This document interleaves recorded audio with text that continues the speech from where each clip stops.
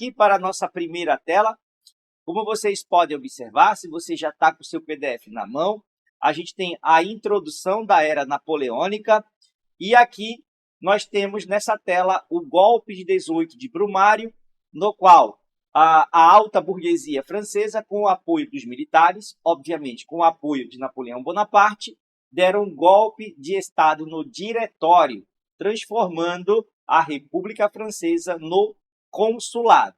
Então, aqui nós temos um breve resumo sobre a vida, a trajetória de Napoleão Bonaparte. E daqui a pouquinho nós vamos para as específicas do governo napoleônico, ou seja, a Era Napoleônica, beleza? Então, vamos que vamos aqui para a nossa primeira tela.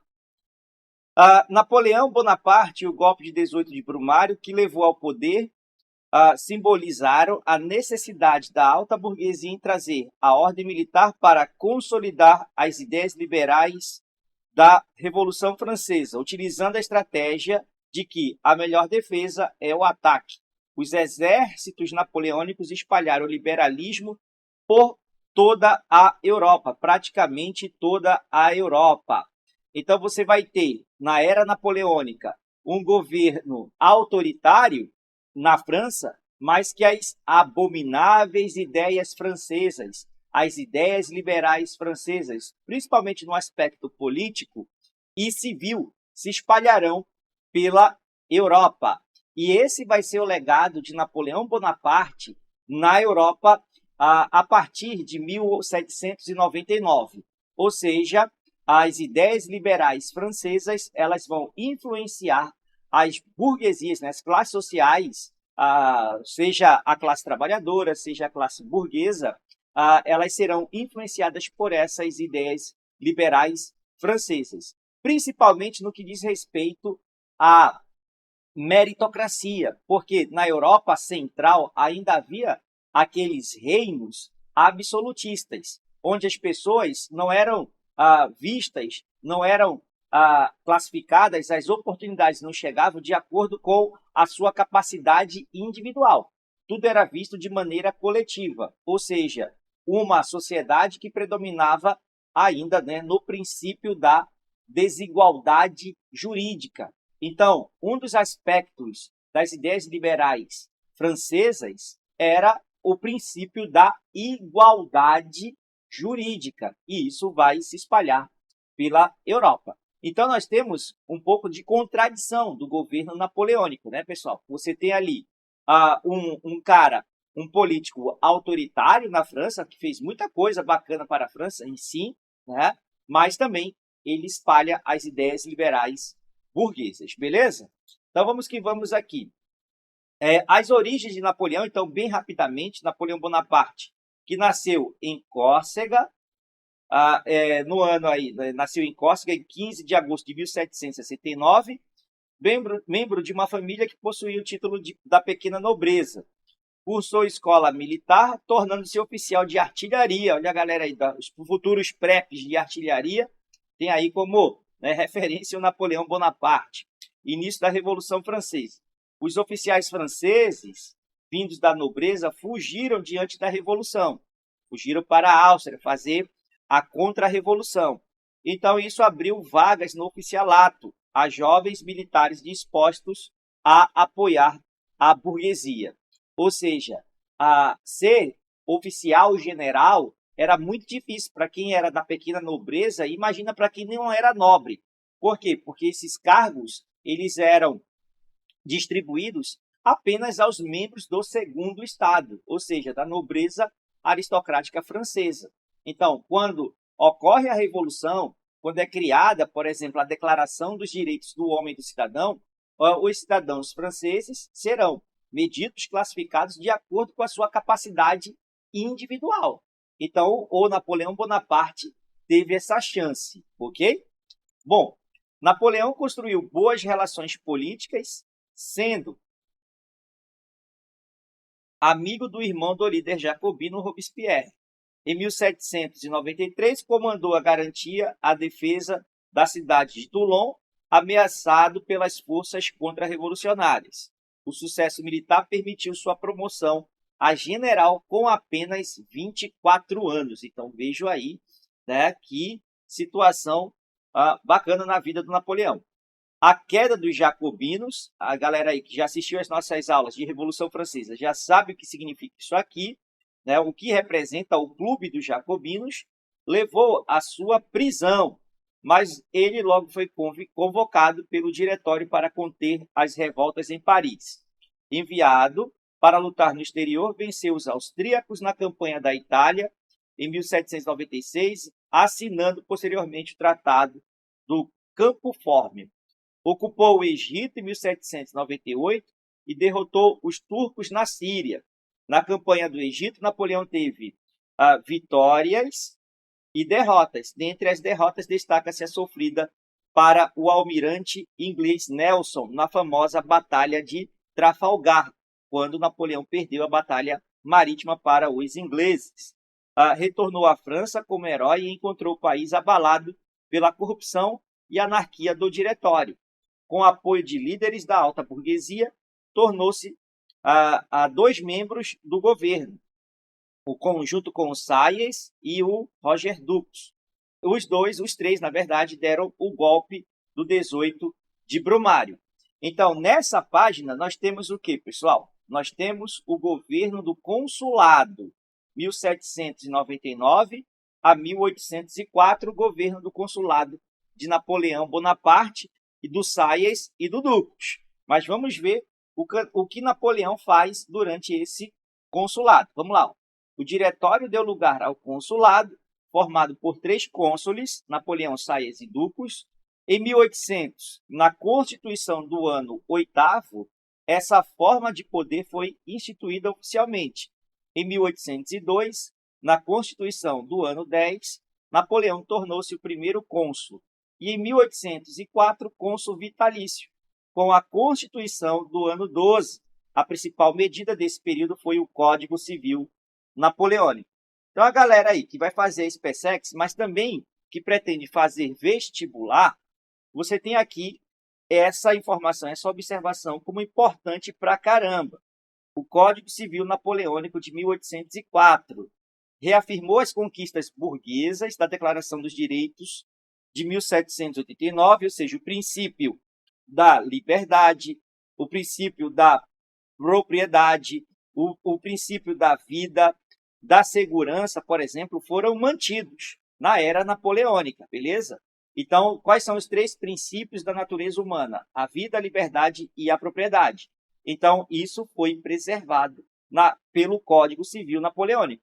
Então, claramente, a gente tem o quê? Uma vitória da burguesia francesa. Show de bola? Então, seguindo. Defendendo a liberdade, a igualdade jurídica e a propriedade. Esse documento foi levado por toda a Europa, no contexto das invasões militares francesas, servindo como instrumento de divulgação do liberalismo. O consulado realizou uma política reformista para modernizar o Estado francês. A reforma administrativa colocou no governo membros da confiança de Napoleão, principalmente familiares dele, aperfeiçoou a cobrança de impostos, a reforma econômica, criou o Banco da França, a moeda chamada de franco, saneou as finanças e garantiu à alta burguesia o controle do comércio, bancos e indústrias, reforma educacional, incentivou o ensino público, criando diversas escolas que atuaram na formação dos cidadãos liberais franceses. Aqui a gente tem o seguinte, né, que ele torna as escolas técnicas, né, as escolas de engenharia na França, em academias militares. Então, você vai estudar na SpaceX e na AMAN, por exemplo, tem muito a ver com a educação militar francesa. Então, você vai para a AMAN, você vai se formar em infantaria, artilharia, engenharia, você vai sair com um curso superior, certo? Uma graduação de oficial do Exército e uma graduação intelectual também. Então, isso tem a ver com o quê? Com as reformas de Napoleão. Embora que uma missão, né, francesa, militar, vem para o Brasil já no início da República Oligárquica ou República Velha, para fazer, né, uma reforma, um ajuste no ensino militar do Brasil. Então, as relações militares, né, Brasil e França, eram muito, né, próximas, ok? Muito próximas. A gente pode dizer também que Napoleão era um cara à frente de seu tempo. Então, era um cara que estava além de seu tempo. Era um cara anacrônico, certo? Apesar dele viver ali no século XIX, ele pensava há uns 100 anos depois. Então, por exemplo, ele pensou em fazer uma moeda única na Europa, para vocês terem uma ideia, certo? Como a Inglaterra era a principal rival da França, ele queria fazer uma ponte ligando a França até a Inglaterra. Hoje, os europeus, o que eles têm ali? Tem um Eurotúnel, certo? Então, era um cara anacrônico, ele estava à frente do tempo dele, tranquilo?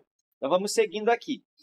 Na política externa, grifem aí, gente, grifem aí o seu PDF, porque isso aqui é importante.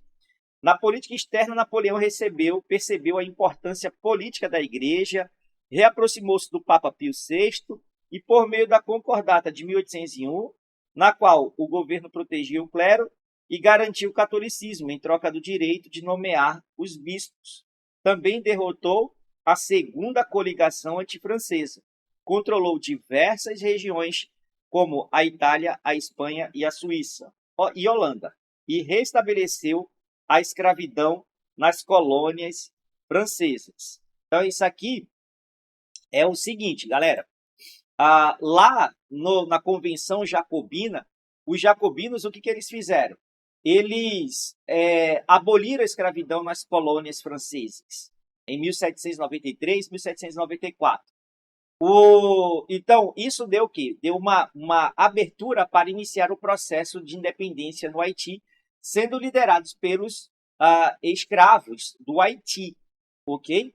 Então, você vai ter ali, no Haiti, a partir de 1794, a liderança de Toussaint de Louverture, por exemplo. Então, já em 1804, Napoleão manda uma expedição militar para o Haiti, onde esse Toussaint de Louverture foi preso e enviado à França, certo? Diante desse contexto aqui que a gente acabou de ler. Mas o colega de Toussaint de Louverture, o Dessalines, né, lá no Haiti, deu prosseguimento ao processo de independência do Haiti e conquistou a independência do Haiti, ok? Então, vamos aqui, prosseguindo, tá? Se você perdeu a aula de Revolução Francesa, clica no link da descrição que ele vai te levar para a playlist de História Geral para a SpaceX, ok? Ou assiste até o final desse vídeo e lá no final do vídeo você vai ser encaminhado para a aula de Revolução Francesa. Vamos seguindo aqui. O governo imperial de Napoleão Bonaparte, 1804 a 1814.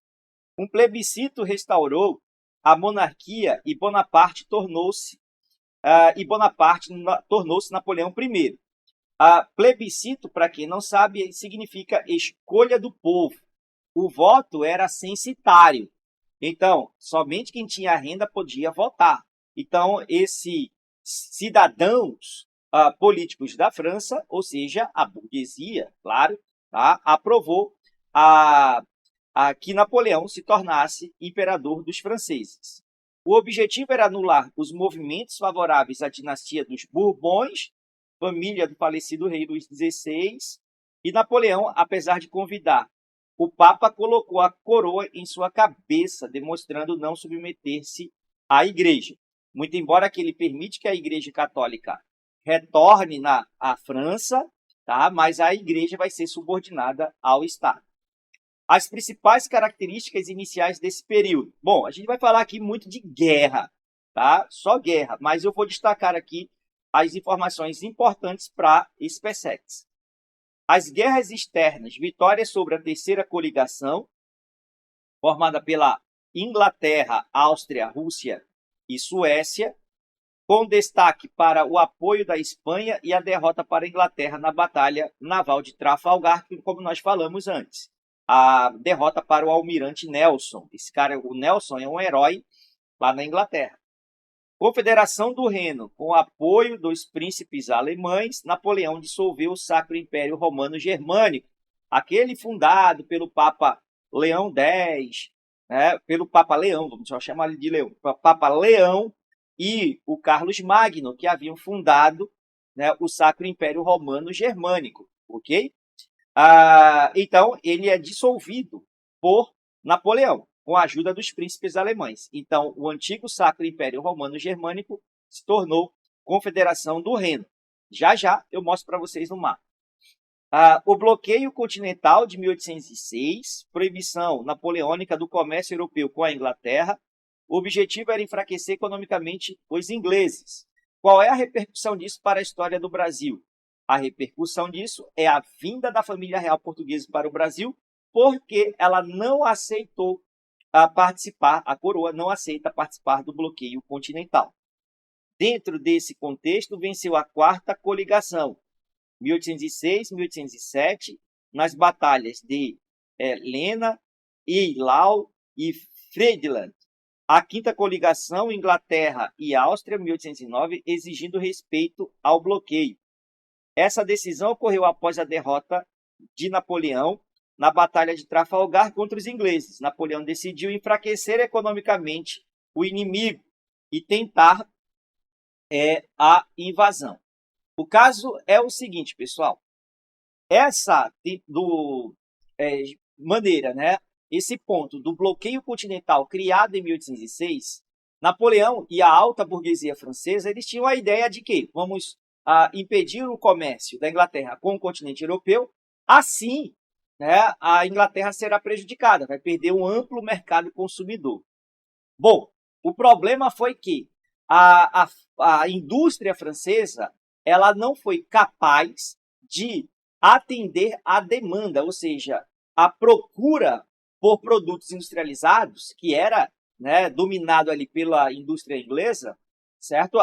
A indústria francesa ela não conseguia atender tanta procura por produtos industrializados. Então, a galera aqui, ou seja, os países que participaram do bloqueio continental, começaram a fazer o quê? Começaram a contrabandear, certo? Produtos industrializados da Inglaterra. Então, havia ali o contrabando, ok? Esse é o primeiro ponto. Segundo ponto, olha só, os ingleses tinham a América. Então, a América estava, né, sedenta por produtos industrializados ingleses, compreenderam?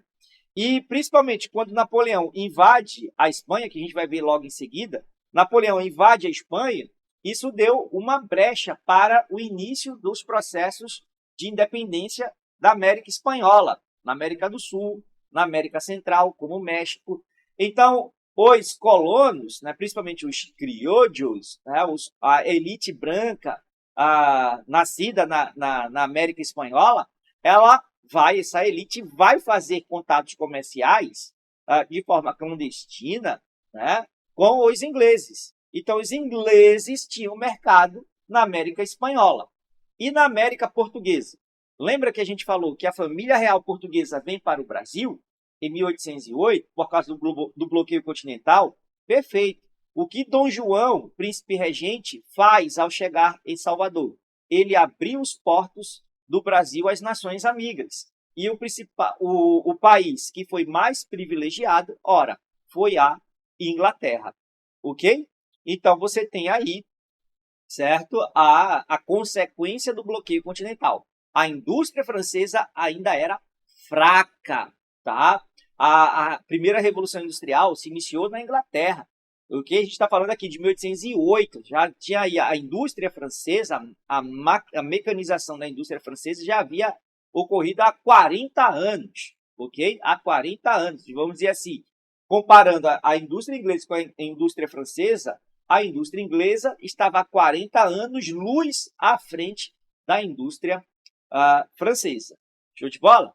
E aí vai, devido à falta de produtos industrializados na Europa, alguns países vão querer sair do bloqueio continental. E a repercussão a gente vai ver agora, beleza? Então vamos que vamos aqui. Napoleão conseguiu inúmeras vitórias militares na fase imperial, mas também teve sérias resistências à política do bloqueio continental. pois a Europa tinha uma base agrária, sendo a economia europeia dependente do comércio inglês. As principais resistências foram: Espanha, diante de propostas inglesas, foi invadida por Napoleão, que colocou seu irmão José Napoleão no poder em 1808. José Bonaparte se tornou rei da Espanha. Portugal, aliado inglês, foi obrigado a deslocar sua família real para o Brasil em 1808, diante da invasão francesa. Assinou a convenção secreta com a Inglaterra, dando facilidades comerciais no Brasil em troca de proteção da marinha inglesa. Isso lá na Europa. Aqui no Brasil ocorreu o quê? A abertura dos portos às nações amigas. A Rússia tinha aderido ao bloqueio na Paz de Tilsit, 1807. Rompeu o acordo devido à grave crise financeira em 1810. Bom, aqui o mapa, observe aí o mapa das conquistas napoleônicas, certo? Você tem aí a França, olha só, a França, a linha azul representa o bloqueio continental, olha aqui na legenda, Império Napoleônico é o título do mapa. Vamos fazer certinho aqui, você que não está muito ligado em leitura de mapa. Primeiro a gente lê o título, o Império Napoleônico em 1811. Observamos o mapa em geral e vamos para a legenda. Aqui eu vou começar pelo bloqueio continental, certo? A França, olha só, os territórios franceses, antes de 1789. Então, isso aqui é importante você ter na cabeça para entender o que foi o Congresso de Viena, por exemplo. Conquistas da Convenção desde 1792, Convenção Nacional. Então, as tropas francesas conquistaram esses territórios, que vocês podem ver com as linhas verticais, ok? Observe o mapa. Vamos mudar aqui a caneta. Tá aqui, ó. Vamos mudar aqui a cor, né, para facilitar aqui a nossa visualização. Territórios anexados ao Império. Olha só o Império Francês, o Império Napoleônico. Países e estados dominados por Napoleão. Olha só, aqui no centro, a Confederação do Reno. Aí era o antigo Sacro Império Romano Germânico. Olha a Itália como ela ficou, ok? Olha a Itália como ela ficou. E ele invadiu a Espanha. Estados independentes aliados de Napoleão. A Rússia era aliada até o rompimento do tratado ou Paz de Tilsit, ok? Principal país adversário ao Reino Unido. A maioria dos países que formaram a coligação foram, né, os principais países: Áustria, Prússia, tá aqui a Prússia, ó, e Rússia. Então, eram estados absolutistas. Já o Império Britânico, o Reino Unido da Grã-Bretanha, não era um país absolutista, certo? A Grã-Bretanha era uma monarquia parlamentarista, era uma monarquia liberal.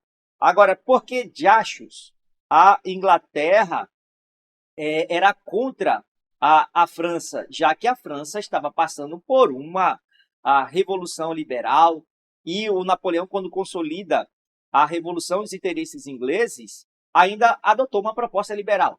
É porque a gente já falou isso na aula de Revolução Francesa, né? A Inglaterra via a França como uma potencial concorrente no processo da industrialização. Então, a ideia era enfraquecer a sua rival histórica. Ok? Então, vamos seguindo aqui. Limites do Império Napoleônico, a Confederação do Reno e a base naval britânica. Olha só a base naval britânica, ok? Então, o Império Britânico já começa a aparecer aí o império onde o sol nunca se põe, certo? Vamos lá. Campanha da Rússia em 1812 marcou o início da decadência de Napoleão. Apesar de possuir um exército com mais de 600 mil soldados, a tática russa da terra arrasada foi vitoriosa. Constituiu em destruição construções e alimentos, recuando para o interior do gigantesco território. As tropas napoleônicas chegaram até a capital Moscou e não encontravam abrigo ou comida.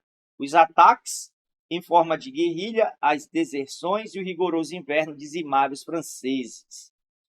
Enfraquecido, Napoleão foi derrotado nas nações ou de Leipzig, na Batalha das Nações ou Batalha de Leipzig. Isso já no retorno dele saindo da Rússia, retornando para a França, perdeu essa guerra. Pela sexta coligação, Inglaterra, Rússia, Áustria, Prússia e Suécia. Em 1814, a França foi invadida. Napoleão renunciou e assinou o Tratado de Fontainebleau, sendo exilado juntamente com as pessoas de sua confiança para a ilha de Elba, no Mediterrâneo. A monarquia foi restaurada com Luís XVIII, da dinastia dos Bourbons. Bom, depois do seu exílio forçado em Elba, Napoleão, com a ajuda de seus principais oficiais generais, volta à França e consegue aí provocar a fuga do rei Luís XVIII da França. E aí ele vai dar início ao seu governo dos 100 dias. Então vamos lá.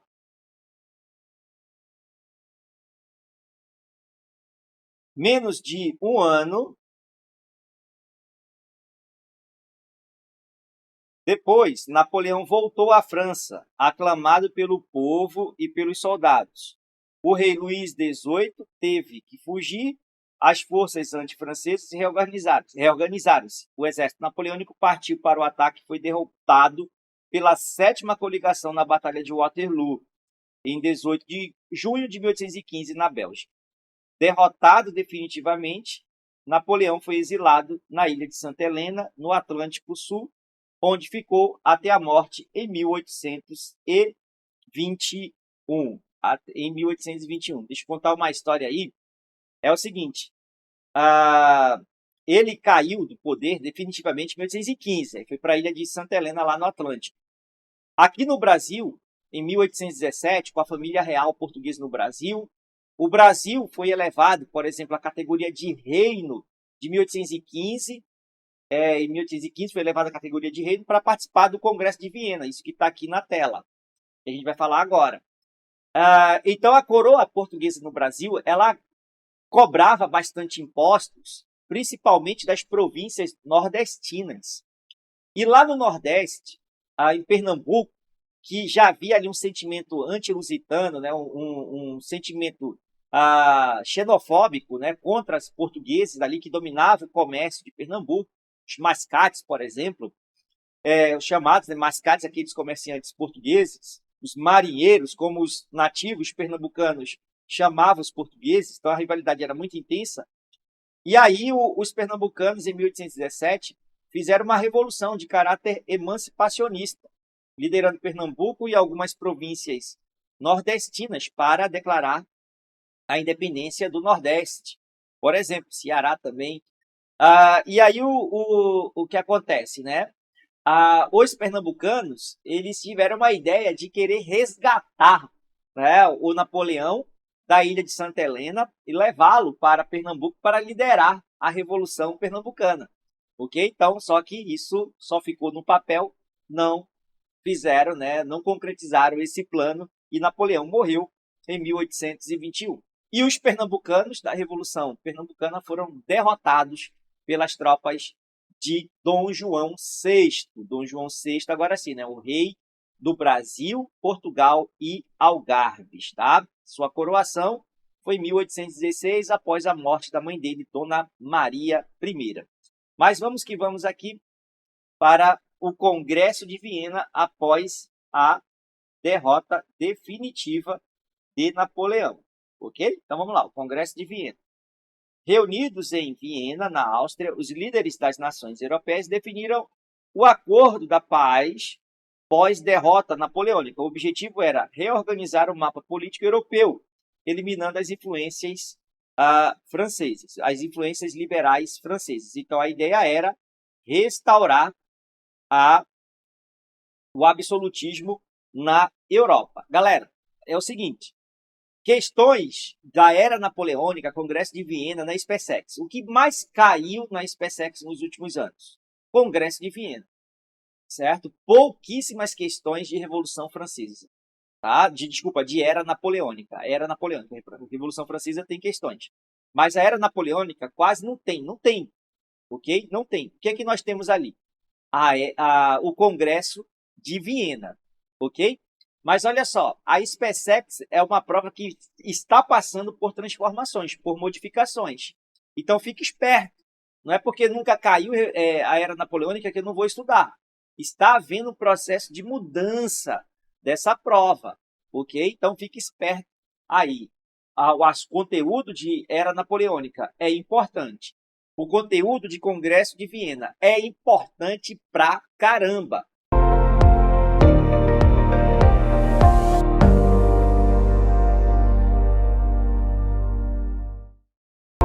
Ok? Vamos sempre lembrar aqui da nossa sigla, o IPC, importante pra caramba. Show de bola? Então vamos que vamos aqui para o Congresso de Viena. Os principais representantes foram o Metternich, da Áustria, ele que... Não, esse cara não. É Alexandre I da Rússia, Frederico Guilherme III da Prússia, o Wellington e o Castelarget da Inglaterra e o Talleyrand. É esse cara aqui, o Talleyrand, que aconselha Dom João VI a aclamar o Brasil à categoria de reino para poder o Dom João levar, enviar embaixadores portugueses para a participação no Congresso de Viena. Então, ele foi aconselhado pelo Talleyrand. Os debates foram dominados pelas principais potências, destacando-se a atuação do francês Talleyrand, que conseguiu defender os interesses da França restaurada. Ou seja, esse cara foi muito importante porque, por exemplo, ele conseguiu fazer com que os participantes do Congresso de Viena respeitassem os limites territoriais franceses, nos quais seriam os mesmos de antes da Revolução Francesa. Entendeu? Se ele não fosse bom, né, na sua diplomacia, né, certamente os territórios franceses, não só na Europa, mas também nas colônias, poderiam ficar menores do que a gente conhece hoje. Show de bola? Então vamos seguindo aqui. Os princípios básicos que nortearam as decisões foram a restauração, a legitimidade e o equilíbrio de forças. O que diz a restauração? Defendia a manutenção ou retorno das monarquias governantes antes das invasões napoleônicas. O princípio da legitimidade garantia o retorno das mesmas, ou seja, monarquias absolutistas, ao poder, que foram derrubadas por Napoleão, evitando possíveis guerras civis e pela disputa do poder. Não deu certo, porque as revoluções liberais vão ocorrer na Europa. Inclusive, o processo de unificação italiana vem desse contexto após o Congresso de Viena. Determinava que a divisão territorial não deveria favorecer a uma nação, pois o desequilíbrio poderia gerar futuros conflitos. Ou seja, eles vão reconfigurar o mapa europeu, certo? Eles vão dividir territórios entre si, aqueles países que nós vimos, os preponderantes do Congresso, ok? Então, eles vão redefinir o mapa geopolítico, podemos dizer, do mundo, né, da Europa Ocidental, das Américas, também, tá, entre si, para manter um equilíbrio de forças, impedir que uma nação ficasse com mais territórios do que outra. Assim, isso provocaria, né, uma guerra. Então, para evitar uma nova guerra, eles propõem um equilíbrio de forças. E aí, gente, nós temos, de 1815 até 1914, uma nova ordem mundial, certo? Uma nova ordem mundial, ok? Então, não vamos ter guerras, né? Vamos ter revoluções na Europa, mas guerras entre nações, né, não vão ter na Europa. Vai ter guerra onde? Vai ter guerra na África, vai ter guerra por disputas territoriais na Ásia, na África, ok? Mas aí, a partir da segunda metade do século XIX, nós vamos ter o imperialismo europeu, certo? Você vai ter aí uma nova ordem mundial, ok? Inclusive os processos de unificações da Alemanha e da Itália também é diante desse contexto do pós-Congresso de Viena. Vamos lá. As principais decisões do Congresso de Viena foram: pelo Tratado de Paris, a França pagou indenizações aos vitoriosos e teve a marinha desativada, porém manteve o seu território. A gente falou, os territórios permaneceram os mesmos de antes, né, como eram antes da Revolução Francesa. A Inglaterra fortaleceu seu comércio exterior dominando a ilha de Malta, no Mediterrâneo, a colônia do Cabo, no sul da África e no Ceilão, sul da Índia. A Áustria dominou os Balcãs, ou seja, o Império Austro-Húngaro é formado nesse contexto. A Rússia ficou com parte da Polônia, Finlândia e a Bessarábia.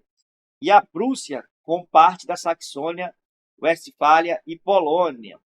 Portugal e Espanha obtiveram a restauração monárquica. O antigo Sacro Império tornou-se a Confederação Alemã, né? A Confederação Germânica, também é conhecida como Confederação Germânica, composta por 38 estados alemães, sob influência da Áustria e da Prússia. Vamos ter essa rivalidade entre austríacos e prussianos. Ocorreu a união da Bélgica e Holanda, o Reino dos Países Baixos e da Suécia com a Noruega. Criação da Santa Aliança, uma aliança militar uma aliança militar antiliberal, ok? Uma aliança militar antiliberal. A Inglaterra não participa da Santa Aliança. Quem participou da Santa Aliança? A Áustria, Prússia e Rússia.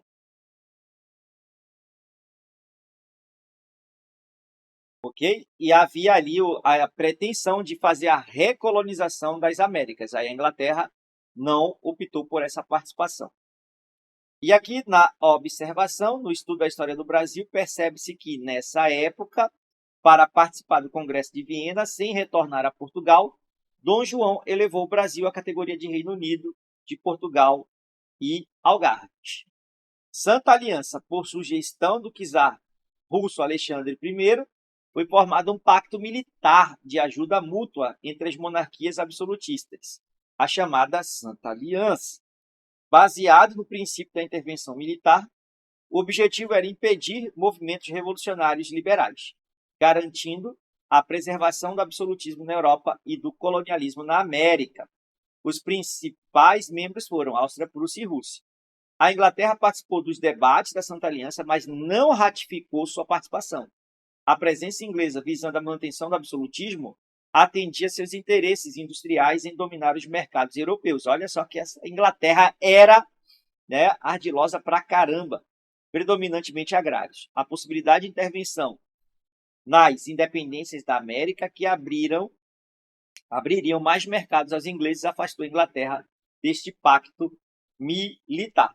Porém, pessoal, lá na Europa, esse pacto, a Santa Aliança, nem trabalhou de acordo com a proposta, os objetivos pré-determinados, criados. Essa Santa Aliança até encorajava algumas revoluções liberais, como, por exemplo, a Revolução Liberal da Grécia contra os turcos otomanos. Isso aqui é só um exemplo, para você ter aí por base, ok? Bom, então vamos seguindo aqui. A Santa Aliança existiu, mas não teve a participação da Inglaterra. Vamos que vamos, dando prosseguimento.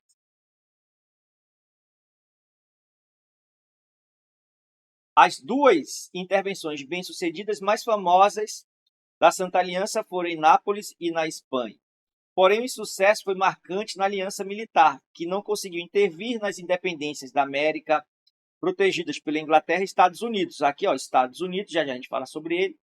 E na independência da Grécia, de 1820, que recebeu o apoio da Rússia, que tinha interesses estratégicos na região. Em 1824, o presidente norte-americano James Monroe lançou a doutrina Monroe. Aqui tem uma contradição na data, tá? Só se você for ler em outra obra, em outro livro, a apostila aí seu cursinho da sua escola, tá? Alguns historiadores colocam que foi no ano de 1823, que eu coloquei 1824, mas não vamos brigar por isso. Famosa pela frase América para os americanos. O objetivo era proteger as Américas de possíveis intervenções da Santa Aliança, assim como a Inglaterra. Os Estados Unidos também desejavam a abertura de mercados pós-independência. Olha só, Estados Unidos vão se sobressair como uma potência imperialista americana. A crise, portanto, foi marcada pelos seguintes fatores: fracasso nas independências da América, a crise da Santa Aliança, o apoio russo à independência da Grécia, a concorrência econômica entre os países membros e o crescente avanço do liberalismo nas revoluções liberais, ó, de 1820, 1830, 1840. Aqui você tem a Revolução Liberal do Porto, né? A Revolução Liberal do Porto, que tornou a monarquia constitucional em Portugal, exigiu o retorno da família real que estava no Brasil, né? E Dom João VI volta para Portugal com a sua família, exceto o filho, Dom Pedro I, que ficou no Brasil e proclamou a independência do Brasil, né? Em 1822. Consequências da Era Napoleônica e do Congresso de Viena. Início do século XIX marcado pela Era Napoleônica e o Congresso de Viena é fundamental na compreensão do mundo contemporâneo.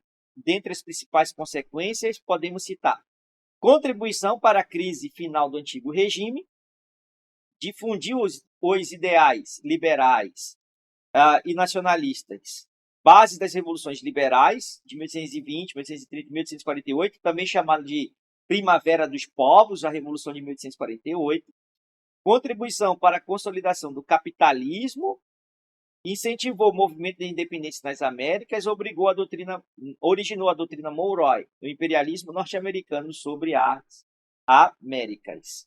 Ok? Então, a gente finaliza aqui o nosso primeiro bloco de teoria e agora a gente vai para os exercícios, tá? Vamos para os exercícios, ok?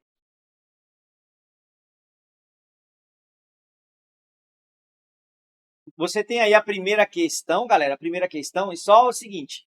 Se você quer mais aula de História do Brasil, você também encontra aula de História do Brasil aqui no canal História para Vencer.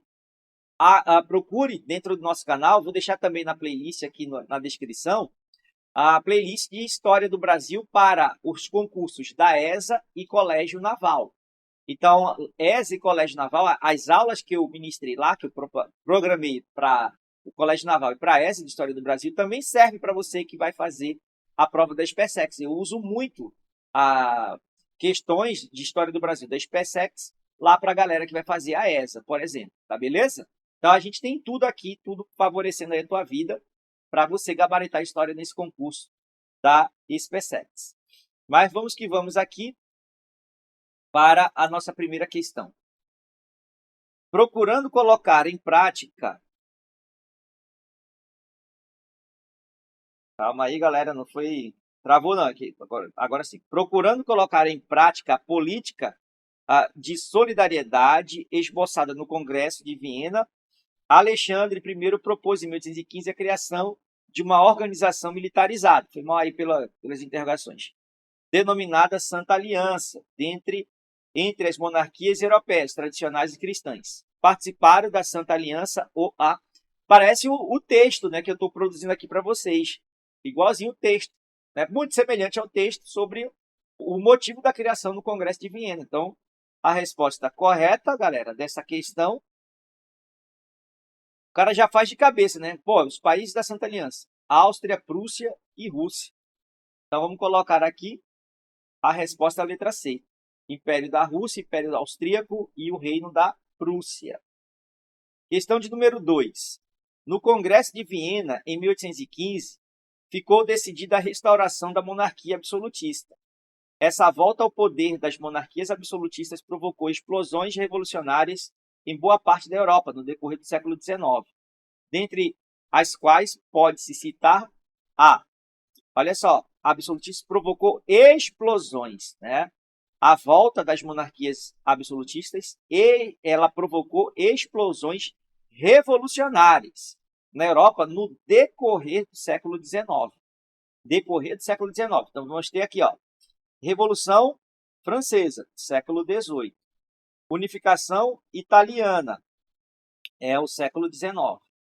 A Revolta dos Cipais, ou Revolta dos Cipaios, é no século XIX, mas foi lá na Índia. A gente vai falar ainda aqui no canal a aula para SpaceX sobre a Revolução, sobre o imperialismo. Guerra do Ópio, século XIX, na China. E a Conferência de Berlim, século XIX, mas não foi uma revolução liberal. Foi formada por países europeus, mas Estados Unidos, por exemplo, que participou da Conferência de Berlim, que debateu sobre a partilha da África. Então, a resposta correta aqui vai ser a unificação italiana. Questão número 3. Recentemente foi publicado no Brasil o livro do tenente Thomas O'Neill, da Marinha Britânica, que testemunhou o embarque da família real portuguesa ao Brasil em 1808. No dia 29, às 7 horas, a manhã estava linda, uma brisa agradável soprava do quadrante leste, fazendo com que os navios portugueses deslizassem diretamente para fora do Tejo, o rio Tejo. Tivemos então a profunda satisfação de ver nossas esperanças e perspectivas se realizarem totalmente. Toda a frota portuguesa se dispôs sob a proteção de Sua Majestade, enquanto disparava uma saudação recíproca de 21 salvas, emocionado com o espetáculo raro de se ver, da junção dos navios e das bandeiras de Portugal e Inglaterra. O'Neill não omite, entretanto, que o único espectador insensível à cena da sublime beleza era o exército francês, que estava nas colinas, ou seja, as tropas do general Junot, o francês Junot, invadiu Portugal, tá? Mas a família real já tinha metido o pé para o Brasil. Bom, a invasão de Junot ocorre ali em 1807, né? Mas já por volta de 1810, os portugueses, com a ajuda de ingleses, expulsaram o exército francês de Portugal. Mas a família real ficou no Brasil até 1821, de 1808 a 1821. Mas vamos lá. As declarações do tenente O'Neill explicitam a aliança militar entre Portugal e França, a aproximação política entre Portugal e Estados Unidos, rivalidades estratégicas entre Portugal e Inglaterra, repercussões da Declaração de Independência do Brasil, consequências do bloqueio continental de Napoleão. Resposta correta aí, galera, é a letra E. Consequências do bloqueio continental de Napoleão. Questão número 4. Após a derrota da França sob o governo de Napoleão, em 1814, as forças coligadas organizaram um encontro de representantes das nações envolvidas no conflito, conhecido como Congresso de Viena.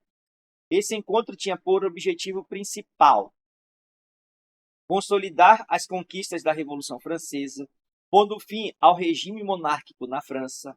B. Reduzir a influência política de antigos aliados da França, especialmente Inglaterra, Áustria, Rússia e Prússia. C. Desobrigar a França do pagamento de indenizações às nações que haviam sido por ela ocupadas. D. Impedir o desenvolvimento de ideais conservadores e aristocráticos entre as nações europeias. E letra E. Reorganizar o mapa político da Europa, que havia sido substancialmente alterado pelas campanhas militares de Napoleão. Resposta correta é a letra E. Reorganizar o mapa político da Europa, que havia sido substancialmente alterado pelas campanhas militares de Napoleão. Então, você tem aí, né, o equilíbrio de poder, certo? Do Congresso de Viena. 5. Sobre a ascensão de Napoleão Bonaparte ao poder no contexto da Revolução Francesa, é correto afirmar. Letra A. Conquista do poder político por Napoleão resultou de seu alinhamento ideológico com os jacobinos. Viram que Napoleão, aqui na aula teórica, a gente viu isso aqui. Napoleão, ele apoiou os jacobinos. Quando os jacobinos caem do poder na convenção, ele é preso. Depois que ele é solto para liderar as campanhas da França, do exército francês fora da França. Vamos lá. Então, resultou seu alinhamento ideológico com os jacobinos. Né? A conquista do poder político de Napoleão foi em alinhamento dele, Napoleão, das forças do exército francês, com os girondinos. Tá? Com os girondinos. B. Napoleão Bonaparte representou um esforço de restauração do antigo regime, encabeçando as forças contra-revolucionárias. Na letra C, Napoleão Bonaparte implementou um projeto de nação identificado com os fundamentos liberais da Revolução Francesa. D. O projeto político de Napoleão Bonaparte estava de acordo com os interesses da aristocracia togada e do alto clero, Napoleão não era muito afim do clero francês, né? Nem da igreja, apesar de ter chamado o Papa, convocado o Papa para a festa da sua coroação. E na letra E, Napoleão Bonaparte foi portador de um projeto civilizatório calcado em ideais republicanos da antiguidade romana. Então a resposta aqui é a letra C. Napoleão implementou um projeto de nação identificado com os fundamentos liberais da Revolução Francesa. Ok? Então, galera, questão de número 5 aí respondida. Certo? E a gente finaliza por aqui para mais uma aula, né? Mais uma aula de História Geral da SpaceX finalizada. Tá? Então, meu agradecimento a quem ficou aqui até o final desse vídeo. O intuito do nosso canal é fazer você ser aprovado no concurso da SpaceX.